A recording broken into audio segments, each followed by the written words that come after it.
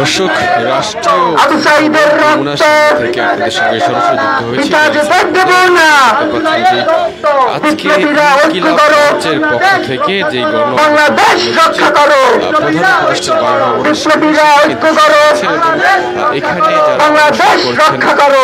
ইনকিলাব মঞ্চের যারা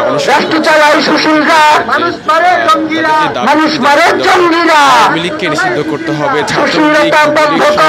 যারা এই বিচার করতে হবে, এই দাবিতে আসলে বাসভবনের সামনে কিন্তু আজকে ইনকিলাব মঞ্চের পক্ষ থেকে যে গণ অনশন কর্মসূচি সেখান থেকে আপনাদের সঙ্গে সরাসরি যুক্ত হয়েছে। এবং আপনারা জানেন যে আসলে কিছুক্ষণ আগে এই মিছিলটি আসলে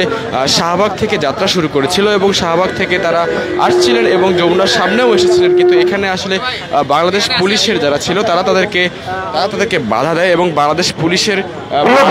আসলে এক পর্যায়ে এবং সাংবাদিক বন্ধুগণ আপনারা সকলেই জানেন আসলে এক পর্যায়ে থেমে যায় এবং আপনারা দেখতে পাচ্ছেন যে বাংলাদেশ পুলিশের সদস্য তারা কিন্তু এখানে রয়েছে এবং এক পর্যায়ে বাধার সম্মুখীন হয়ে তারা আসলে এখন যেই প্রধান উপদেষ্টা বাসভবনের সামনে যে রাস্তা, সেই রাস্তায় আসলে তারা অনশনে বসেছেন। আমি যদি আপনাদেরকে একটু দেখাই যে তারা যেমনটি বলছেন যে আসলে এই অনশন থেকে তারা তখনই উঠবেন যখন আসলে আইন উপদেষ্টা অথবা ছাত্র উপদেষ্টা যারা রয়েছেন তাদের মধ্যে কেউ যখন এসে আসলে তাদের এই যে দাবি, সেই দাবির যে তাদের যেই স্মারকলিপিটি গ্রহণ করবে এবং তাদেরকে আশ্বাস দিবে, এরপরেই আসলে তারা তাদের অনশন থেকে উঠবেন, এমন কথাটি কিন্তু আমাদেরকে জানিয়েছেন। এবং আমরা এখানে ইনকিলাব মঞ্চে যারা রয়েছেন তাদের সঙ্গে কথা বলেছেন, তারা আমাদেরকে বলেছেন যে বাংলাদেশ পুলিশের পক্ষ থেকে আসলে তাদের একটি টিম আসলে তাদের কাছে এসেছিল এবং স্মারকলিপি, তাদের যে স্মারকলিপি অর্থাৎ আওয়ামী লীগের নিষিদ্ধের দাবি এবং ছাত্রলীগ এবং যুবলীগ সহ অন্যান্য যারা আসলে এই জুলাইয়ের গণহত্যার সাথে যারা জড়িত ছিল তাদের যেই বিচার, সেই বিচারের দাবিতে যে স্মারকলিপিটি, সেই স্মারকলিপিটি আসলে বাংলাদেশ পুলিশের কাছে জমা দেওয়ার কথা বলেছিলেন, কিন্তু যারা আন্দোলন করছেন অর্থাৎ যারা এই ইনকিলাব মঞ্চের হয়ে এসেছেন তারা যেমনটি বলছেন যে আইন উপদেষ্টা সহ অন্যান্য যারা উপদেষ্টা রয়েছে তারা আসলে এসে যতক্ষণ না পর্যন্ত তাদের এই স্মারকলিপি গ্রহণ না করবে ততক্ষণ পর্যন্ত আসলে তারা এই অনুষ্ঠান থেকে উঠবেন না, এমন একটি কথা কিন্তু তারা আমাদেরকে জানিয়েছে। যদি আপনাদেরকে একটু জানিয়ে রাখি যে আজকে আসলে বেলা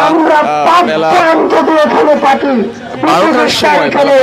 তাদের যে কেন্দ্র ঘোষিত কর্মসূচি অনুযায়ী আসলে তারা যেমনটি বলেছেন যে প্রধান উপদেষ্টার বাসভবন সম্মুখে তারা আসলে শাহবাগের যে জাদুঘর, সেই জাদুঘরের সামনে তারা একটি প্রেস ব্রিফিং করেছে এবং সেখানে তারা বলেছেন যে তারা আওয়ামী লীগ, ছাত্রলীগ, যুবলীগ সহ অন্যান্য যারা আসলে এই জুলাই আন্দোলনে যারা গণহত্যার সাথে জড়িত ছিল তাদের বিচারের দাবি আসলে তারা এই শাহবাগ জাদুঘরের সামনে জানিয়েছিলেন। এবং এখন পর্যন্ত আমরা যেমনটি জানতে পেরেছি যে সেই শাহবাগ থেকে আসলে তারা এখন আসলে বর্তমানে প্রধান উপদেষ্টার বাসভবনের সামনে অবস্থান করছেন এবং এখানে কিন্তু যানজটের যে চিত্র সেটি আপনারা দেখতে পাচ্ছেন যে পুরো এলাকাটি কিন্তু যানজটে পরিপূর্ণ হয়ে আছে। আপনারা দেখতে পাচ্ছেন যে সরাসরি তারা কিন্তু এই মুহূর্তে যে রাস্তা, সেই রাস্তায় কিন্তু একেবারে বসে গেছেন এবং তারা যেমন বলছেন যে জুলাই আন্দোলনে যারা ছিল তারা নানাভাবে হামলার শিকার হচ্ছে এবং তাদেরকে যে প্রোটোকল, সেই প্রোটোকলের দাবিটিও আসলে আন্দোলন করছে তারা জানিয়েছেন এবং তাদের যে 3 দফা দাবি, সেই 3 দফা দাবিগুলোর মধ্যে যে একটি আসলে ক্যান্টনমেন্টে আশ্রয় দিয়েছিল 626 খুনি, তাদেরকে আসলে পালিয়ে যেতে সাহায্য করেছে, সেই উত্তরটি তারা পেয়েছে এবং আওয়ামী লীগকে সেই পুনর্বাসন দেওয়া হবে না। এই গণঅনশন থেকে কিন্তু এই এখন যদি এই সর্বশেষ যদি আমি আপনাদেরকে জানাই, আপনারা দেখতে পাচ্ছেন যে বাংলাদেশ পুলিশের সদস্যরা কিন্তু এখানে রয়েছেন, বাংলাদেশ পুলিশ সহ অন্যান্য যারা রয়েছেন তারা কিন্তু এখানে রয়েছেন এবং তার এখানে কিন্তু যানজটের যে পরিস্থিতি সেটা কিন্তু দেখা গেছে এবং আমরা কিন্তু দেখতে পাচ্ছি যে পুলিশ কিন্তু বেশ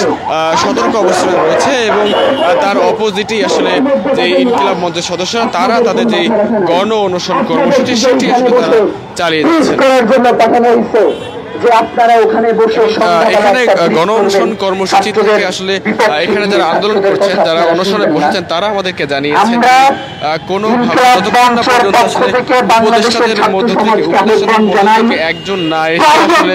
তাদের স্মারকলিপি গ্রহণ করবে এবং তাদের যে আশ্বাস, সেই আশ্বাসটি যতক্ষণ পর্যন্ত না জানাবে ততক্ষণ পর্যন্ত আসলে তারা তাদের জায়গা থেকে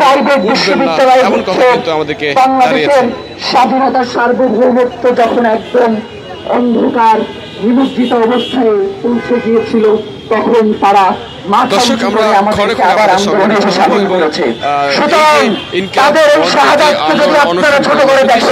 অনশনের সকল খবর আপনাদেরকে পৌঁছে দেওয়ার চেষ্টা করবো। এতক্ষণ আমার সঙ্গে থাকার জন্য ধন্যবাদ।